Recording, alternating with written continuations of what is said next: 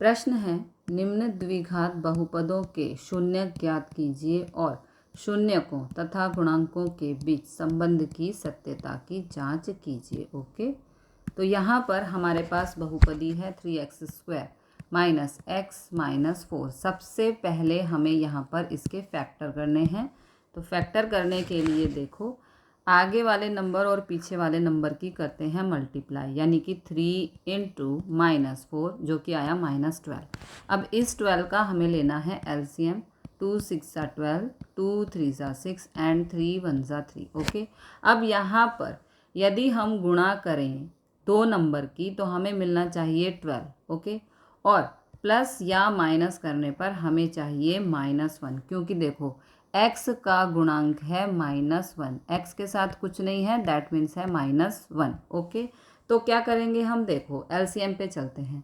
2 दूनी 4 और 3, तो यदि हम -4 + 3 करते हैं, क्योंकि देखो हमें यहाँ -1 चाहिए, प्लस या माइनस करने पर, तो -4 + 3 = -1 और -4 × 3 = -12, यानी कि गुणा करने पर आ गया -12। यही तो हमें चाहिए था। ओके, तो हमारे फैक्टर आ गए -4 + 3। अब इन्हें हम यहाँ पर फिल कर देंगे। ठीक है, -4x + 3x, ये दोनों नंबर आप आगे पीछे भी कर सकते हो। ओके, अब इन दोनों में से यहाँ तक में से कॉमन आ गया 3x, अंदर बचा x + 1, जो यहाँ पे है सेम यहाँ पर चाहिए। ओके, तो यहाँ से कॉमन आ गया, इन दोनों में से कॉमन आ गया -4।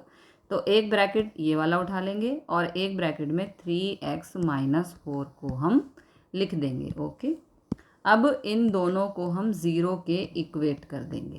तो x + 1 = 0, ये +1 है, इधर आके हो गया -1, x = आ गया -1। फिर -4 इधर आके +4 हो गया, ये दोनों मल्टीप्लाई हो रहे हैं, 3 इधर जाएगा तो डिवाइड में चला जाएगा, x = आ गया 4/3। शून्यक आ गए हमारे -1 और 4/3। तो अब एक बार हमें करना है शून्यकों का योग, यानी कि इन दोनों को प्लस करना है। तो -1 + 4/3, तो यहाँ पर हम क्या करेंगे, इसके नीचे कुछ नहीं है, दैट मीन्स 1, तिरछी और छेदों की गुणा। ओके, 3 1 -3, 4 1 4, तिरछी गुणा हो गई, अब छेदों की, यानी कि 3 1 3। -3 + 4 = 1/3, ये आ गया शून्यकों का योग। फिर शून्यकों का गुणाकार, यानी कि इन दोनों को multiply, -1 × 4/3, 4 1 4, minus plus minus 3 1 3। Okay, फिर अब शून्यकों का योग आया है 1/3, तो यहाँ पर शून्यकों का योग का फॉर्मूला होता है -b/a। b का मतलब है x के साथ जो नंबर है x का गुणांक, तो x के साथ कुछ नहीं है, दैट मीन्स -1, क्योंकि यहाँ माइनस है। ओके, तो यहाँ पे देखो ये वाला -1 हो गया। फिर है a का मतलब होता है x² का गुणांक, तो x² का गुणांक है यहाँ पर 3। ओके, ये पुट कर दिया, तो यहाँ पर हम लिख देंगे ये वाला माइनस फॉर्मूले का, और x का गुणांक जो है -1 अपॉन में 3x² का गुणांक।